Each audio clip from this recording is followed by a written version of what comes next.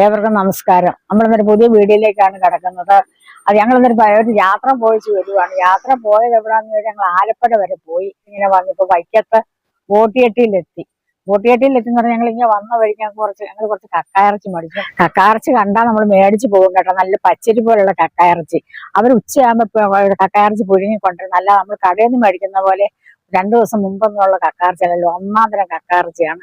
അത് നമ്മൾ 1 കിലോ കക്കായിറച്ചി മേടിച്ചിട്ടുണ്ട്. അപ്പൊ പലരും എന്നോട് ചോദിച്ചിട്ടുണ്ടായിരുന്നു നിങ്ങൾക്ക് കക്കായിറച്ചി വന്നിട്ടാകുമെന്ന്.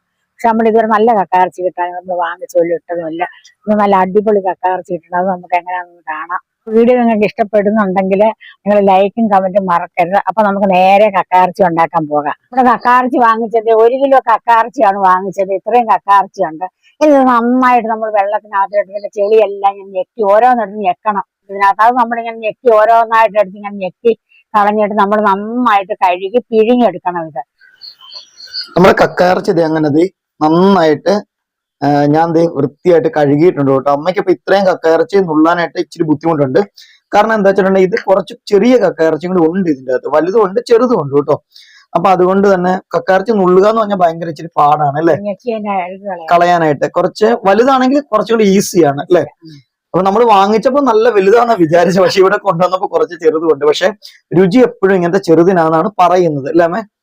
അപ്പൊ അതുകൊണ്ട് നല്ല വൃത്തിയായിട്ട് നമ്മളിത് ഞെക്കി കഴുകിയതിന് ശേഷം കുറെ പ്രാവശ്യം കഴുകി ഒരു 5 വെള്ളത്തോളം 5-6 വെള്ളം നല്ല വൃത്തിയായിട്ട് തെളിയണ വരെ നമ്മൾ കഴുകി, ഞെരിടിയല്ല കഴുകിയത്, അലമ്പി കഴുകണം അല്ലെ.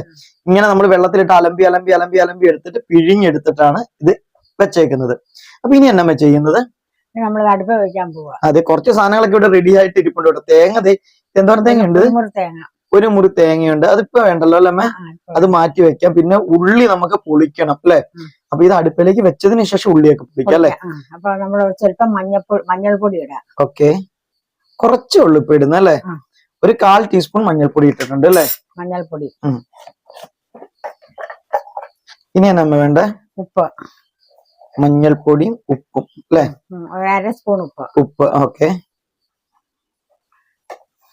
2 കതിർപ്പ് കറിവേപ്പിലയും കൂടെ. വേറെ ഒന്നും ഇപ്പൊ നമ്മൾ ചേർന്നില്ല. വെള്ളം ഒഴിക്കും. ഇതിന് ആവശ്യം നേരൊക്കെ വെള്ളം ഒഴിക്കണം. കക്കാറച്ചിക്ക് നല്ല വേവുണ്ട്. അപ്പൊ നമ്മൾ കറിവേപ്പിലയും കൂടെ ഇടുവാണ്. ഇത്രയും എളുപ്പം ഇടുന്നത്. എന്നിട്ട് വെള്ളം കൂടെ ഒഴിക്കുക.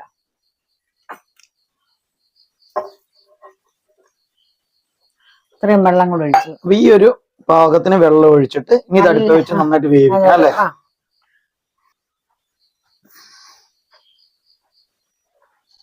അപ്പൊ ഇത് അടുപ്പ വെച്ചിട്ടുണ്ട്. നമുക്ക് ഇതൊന്ന് അടച്ചു വെച്ച് വേവിക്കാം. അപ്പോഴത്തെ ബാക്കി നമുക്ക് കുറച്ച് പണികളുണ്ട് ചെയ്യാന്. കക്കായിറച്ചി വേകുന്ന ആ ഒരു സമയത്താണ് നമുക്ക് ഇപ്പൊ നമ്മൾ നേരത്തെ നമ്മുടെ ഒരു അരമുറി തേങ്ങ ചിരണ്ടി വെച്ചുകൊണ്ട് കുഴപ്പമില്ല. പിന്നെ നമുക്ക് ചെയ്യാനുള്ള പണി എന്ന് പറഞ്ഞിട്ട് ഇത്രയും ചുമന്നുള്ളി എടുത്തിട്ടുണ്ട് കേട്ടോ. ഇത് നമുക്ക് ചുമന്നുള്ളി ഇല്ലെങ്കിൽ വലിയ ഉള്ളി നമുക്ക് സബോളയാണെങ്കിലും എടുക്കാം അല്ലേ. അതല്ലെങ്കിൽ ചുമന്നുള്ളി ഉണ്ടെങ്കിൽ എപ്പോഴും ടേസ്റ്റ് ചുമന്നുള്ളിയാണ്. ചുമന്നുള്ളി നമ്മൾ പൊളിച്ചെടുക്കണം. അതോടൊപ്പം തന്നെ നമ്മളിത് ഇത്രയും ഇഞ്ചി എടുത്തിട്ടുണ്ട്. 1 കഷ്ണം ഇഞ്ചി ഉണ്ട്. ഇത്രയും പച്ചമുളക് എടുത്തിട്ടുണ്ട്. ഇനി ഇത് കൂടാണ്ട് കുറെ ചേരുവകൾ ഇതിനകത്ത് വേണം. ഓക്കെ, അപ്പൊ ഞാൻ പറയുന്നത് എന്താ വെച്ചിട്ടുണ്ടെങ്കിൽ ഞാൻ പറയുന്നത് ആലപ്പുഴ പോയിട്ട് വന്നിട്ട് അമ്മയ്ക്ക് നല്ലൊരു ക്ഷീണമൊക്കെ ഉണ്ട്. അപ്പൊ അതുകൊണ്ട് തന്നെ ഞങ്ങൾ ശരിക്കും ഇന്ന് രാത്രിയിലേക്ക് ഉണ്ടാക്കാനുള്ള കറിയാണിത് അല്ലെ. അപ്പൊ അന്നേരം നിങ്ങളെയും കൂടെ ജസ്റ്റ് ഒന്ന് കാണിക്കാന്ന് വിചാരിച്ചിട്ടാണ് ഇപ്പൊ ഇത് എടുക്കുന്നത്. അപ്പൊ ഒരു കാര്യം നമുക്ക് കൂടുതലൊന്നും പറയുന്നില്ല. ഇത് നല്ല വൃത്തിയായിട്ട് നമുക്ക് കഴുകി, അതായത് തൊലി കളഞ്ഞ് കഴുകി അരിഞ്ഞു വെക്കാം. നമുക്ക് ഇതെല്ലാം റെഡി ആക്കിയതിനു ശേഷം ബാക്കി നമുക്ക് ഉണ്ടാക്കുന്ന സമയത്ത് കാണാം അല്ലെ. കുരുമുളക് പൊടിയാണ് ഇതിനകത്ത് പ്രധാനമായിട്ട് ഉപയോഗിക്കുന്നത് അല്ലെ. പൊടിവർഗ്ഗങ്ങളൊന്നും നമ്മൾ ഇതുവരെ ചേർത്തിട്ടില്ല. എല്ലാം നമ്മൾ ചേർക്കാൻ പോണേ ഉള്ളൂ. അപ്പൊ അതൊക്കെ നമുക്ക് വഴിയെ വഴിയെ വഴിയെ നമുക്ക് കാണാം. അപ്പൊ നമുക്ക് ഇത് വേവുന്ന സമയത്ത് ഇതെല്ലാം സെറ്റ് ചെയ്ത് വെക്കാം. നമ്മുടെ കക്കായിറച്ചി അങ്ങനെ അടുപ്പിലിരുന്ന് നന്നായിട്ട് വെള്ളമൊക്കെ പറ്റിയിട്ടുണ്ട് കേട്ടോ. ഒരല്പം വെള്ളമേ ഉള്ളൂ. അപ്പൊ നമ്മൾ തീയൊക്കെ ഒന്ന് വളരെ കുറച്ചാണ് ഇട്ടിരിക്കുന്നത്. ഇനി ആ ഒരു മൺചട്ടിയുടെ ആ ചൂടിലിരുന്നിട്ട് ബാക്കി വെള്ളവും കൂടെ നന്നായിട്ട് വറ്റി വരും. കൊച്ചുള്ളി നമ്മളിത് ഈ ഒരു രീതിയിലാണ് കേട്ടോ അരിഞ്ഞെടുക്കുന്നത്. നമ്മൾ വട്ടത്തിലല്ല, നീളത്തിൽ തന്നെയാണ് അല്ലേ അമ്മേ. നീളത്തിൽ നമ്മളിത് ഈ ഒരു കനത്തിൽ നമ്മൾ മുഴുവൻ കൊച്ചുള്ളി നമ്മുടെ അരിഞ്ഞെടുക്കുകയാണ്. ഇതാണ് കേട്ടോ. ഇത്രയും ഉള്ളി നമ്മൾ എടുത്തു വെച്ചിട്ടുണ്ട്. ഒപ്പം നമ്മുടെ ഇഞ്ചിയുണ്ട്, പച്ചമുളകും ഉണ്ട്. ഇതെല്ലാം നമുക്കൊന്ന് അരിഞ്ഞു വെക്കാം പെട്ടെന്ന്. ഈ രീതിയിൽ നമ്മളെല്ലാം അരിഞ്ഞിട്ടുണ്ട് കേട്ടോ. ഉള്ളി ഇങ്ങനെ അരിഞ്ഞിട്ടുണ്ട്. കടുക് പൊട്ടിക്കാനായിട്ട് നമ്മുടെ വറ്റൽമുളക്, അതോടൊപ്പം തന്നെ നമ്മുടെ ഇഞ്ചി, പച്ചമുളക് നമ്മൾ ഈ ഒരു പരുവത്തിലാണ് കേട്ടോ അരിഞ്ഞിട്ടുള്ളത്. പിന്നെ നമ്മുടെ തേങ്ങ നമ്മൾ ഒന്നും ചെയ്തിട്ടില്ല. ചിരണ്ടിയ തേങ്ങ ഒരു മുറി തേങ്ങ ചിരണ്ടിയിട്ടുണ്ട്, അത് അതുപോലെ തന്നെ ഇങ്ങനെ വെച്ചേക്കുവാണ് കേട്ടോ. അതിലൊന്നും നമ്മൾ ചെയ്യേണ്ട. ഇനി നമുക്ക് കുക്കിംഗ് പ്രോസസ്സിലേക്ക് പോകാം. അപ്പൊ നമ്മുടെ ഒരു ചെറിയ ഉള്ളി നമ്മൾ അടുപ്പേ വെച്ചിട്ടുണ്ട്. അതിനകത്ത് ഒരു 2 സ്പൂൺ വെളിച്ചെണ്ണ ഒഴിക്കാം. അപ്പൊ നമ്മുടെ വെളിച്ചെണ്ണ ചൂടായിട്ട് നമ്മൾ കുറച്ച് കടുക് അങ്ങോട്ട് ഇടുവാണ്. കടുക് പൊട്ടി ഇഞ്ചിയും പച്ചമുളകും കൂടെ അരിഞ്ഞിട്ട് അങ്ങോട്ട്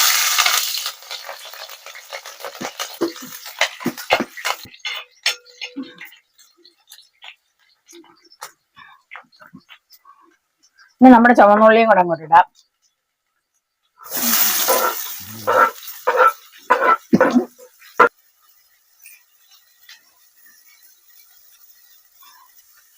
അപ്പൊ നമ്മൾ കുറച്ച് കരിയാപ്പിലയും കൂടെ ഇതിന്റെ കൂടെ ഇടുന്നുണ്ട്. ഇനി നമ്മൾ മുറിച്ച് വെച്ചേക്കുന്ന ചുമന്ന മുളക്, നമ്മുടെ വറ്റൽമുളക് കൂടെ ഇതിന്റെ കൂടെ ഇടാം.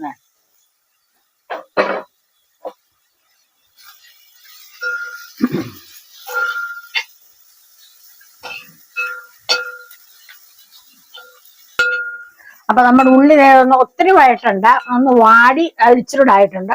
അപ്പൊ നമുക്ക് ഇതിന്റെ ചുരണ്ടി വെച്ചാൽ തേങ്ങായും കൂടെ അങ്ങോട്ട് ഇടാം. അപ്പൊ നമുക്ക് തേങ്ങായും കൂടെ ഇതിന്റെ കൂടെ ഇടാം.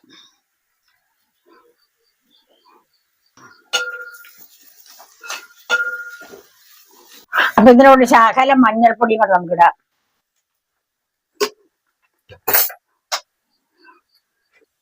അപ്പൊ ഒരുപാട് മല്ലിപ്പൊടി വേണ്ട, കുറച്ച് മല്ലിപ്പൊടി ഇട്ട് നമ്മളൊരു ടീസ്പൂൺ ഇട്ടിട്ടുണ്ട് മല്ലിപ്പൊടി അല്ലേ. കുറച്ച് പിരിയമുളക് പൊടിച്ച പൊടിയും കൂടെ ഇടാം. അതൊരു 1/2 ടീസ്പൂൺ ആണ് ചേർത്തിട്ടുള്ളൂ. പക്ഷെ നമ്മൾ കൂടുതലായിട്ട് അല്ലെങ്കിൽ പ്രധാനമായിട്ട് ചേർക്കുന്ന കുരുമുളക് പൊടിയാണ്. അപ്പൊ പല മുളകും ചേർത്തിട്ടുള്ളതുകൊണ്ടാണ് മുളകിന്റെ അളവ് നമ്മൾ കുറച്ചിരിക്കുന്നത് അല്ലേ. പിന്നെ ചേർക്കാൻ പോകുന്ന കുരുമുളക്, 1 സ്പൂൺ കുരുമുളക് പൊടി ചേർക്കുന്നുണ്ട്. കുരുമുളകാണ് ഇതിൽ ഏറ്റവും കൂടുതൽ വേണ്ടുന്നത്. അതൊക്കെ നമുക്ക് ഇതെല്ലാം കൂടെ ഒന്ന് വേവിക്കാം ഒന്നുകൂടെ. പച്ചച്ചോ മാറണം അല്ലേ.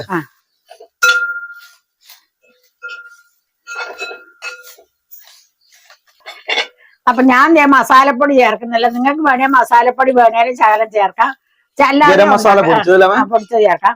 അല്ലാതെ മുളകും ഇതെല്ലാം നന്നായിട്ട് മൂത്തിട്ടുണ്ട്. ഗരം മസാല ചേർക്കണമെങ്കിൽ ഈ ഒരു സമയത്ത് അപ്പൊ നമുക്കിനി വേവിച്ച് വെച്ചേക്കുന്ന നമ്മുടെ കക്ക ഇറച്ചിക്കൊണ്ട് നമുക്ക് ഇതിനകത്തോട്ട് ഇടാം. നമ്മുടെ ഇതൊരു സിമ്പിൾ ആയിട്ടാണ്, കൂടുതൽ ഒരു ഫ്രഷ് ടേസ്റ്റ് കിട്ടുന്ന രീതിയിലായതുകൊണ്ടാണ് നമ്മൾ മസാല അങ്ങ് ചേർക്കാത്ത അല്ലേ. നമ്മുടെ നല്ല കുരുമുളകിന്റെ മുളകിന്റെ ഒക്കെ ആ ഒരു മല്ലിയും ഒക്കെ കൂടെ വരുമ്പോ ഉള്ള ഒരു നല്ലൊരു ഫ്ലേവർ ഉണ്ട്. ചിലത് പക്ഷെ മസാല ചേർക്കുന്നത് ഇഷ്ടമാണ് അല്ലെ. ഒരു മസാലയും കൂടെ ചേർത്ത്, ഗരം മസാലയും കൂടെ ചേർത്ത് വരുമ്പോ. അപ്പൊ ഈ ഒരു സമയത്ത് നമുക്ക് ഉപ്പൊക്കെ നോക്കണം അല്ലേ. ഉപ്പ് നോക്കിയിട്ട് വേണമെങ്കിൽ ചേർത്ത് കൊടുക്കാം. നമ്മൾ ആദ്യമേ നമ്മുടെ കക്കയിറച്ചി വേവിച്ചപ്പോ നമ്മൾ കുറച്ച് ഉപ്പ് ചേർത്ത് കൊടുത്തതാണ് അല്ലേ.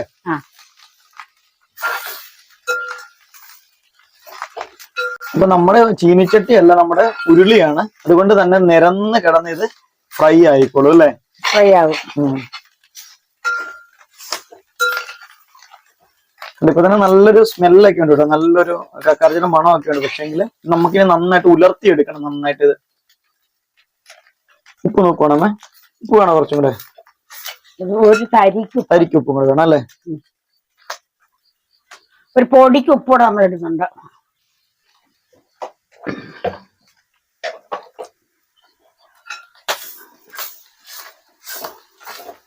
കക്കയിറച്ചിക്ക് കുരുമുളകാണ് ഏറ്റവും കൂടുതൽ വേണ്ടുന്നത്. തീ ഒന്ന് കുറച്ചിട്ടുണ്ട് നമ്മള്. അപ്പൊ നമ്മളിതിന്റെ മുകളിൽ കണ്ട് ഒരു കറിവേപ്പിലൊക്കെ നമ്മൾ ഇങ്ങനെ ഇട്ടിട്ടുണ്ട്. പച്ചക്കറിവേപ്പില ഇട്ടിട്ടുണ്ട്. ഇതിൽ വാങ്ങി നമ്മൾ എടുപ്പേന്ന് നല്ല ടേസ്റ്റ് ഉണ്ട് കേട്ടോ. നമ്മള് ഗരം മസാല ചേർക്കാതെ ഉണ്ടാക്കിന്ന് വിചാരിച്ചതിന് കുഴപ്പമൊന്നുമില്ല, അടിപൊളി ടേസ്റ്റ് ആണ്. കുരുമുളക് വേണം. കുരുമുളകിന്റെ ആ ഒരു ഫ്ലേവർ ഇച്ചിരി മുന്നിൽ നിൽക്കണം അല്ലേ.